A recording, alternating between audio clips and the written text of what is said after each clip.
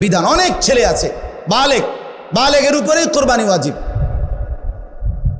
অনেক ছেলে আছে ঢাকা চিটাগাং শহরে বন্দরে চাকরি করে, ব্যবসা করে, তাদের কাছে টাকা আছে, হেতে মনে করে আমি ফুলায় ন।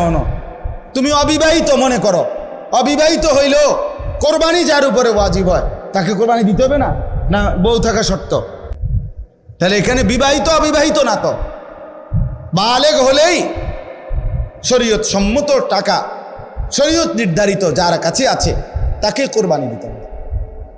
তাহলে অসংখ্য মহিলাদের উপরে কোরবানি ওয়াজিব হয়, অসংখ্য ছেলের উপরে। ছেলেটাই অল্প বয়সী 18 বছর 20 বছরের ছেলেরে বিদেশ পাঠাই দিছে, ফোলা বিদেশ থেকে টাকা পাঠায়, বছরের পর বছর বাপমার নামে কোরবানি হয়, অথচ তার কাছে আরো টাকা আছে। তাহলে ওই টাকাগুলোর কারণে তো তার উপরে কোরবানি ওয়াজিব। এই জন্য দয়া করে বাপ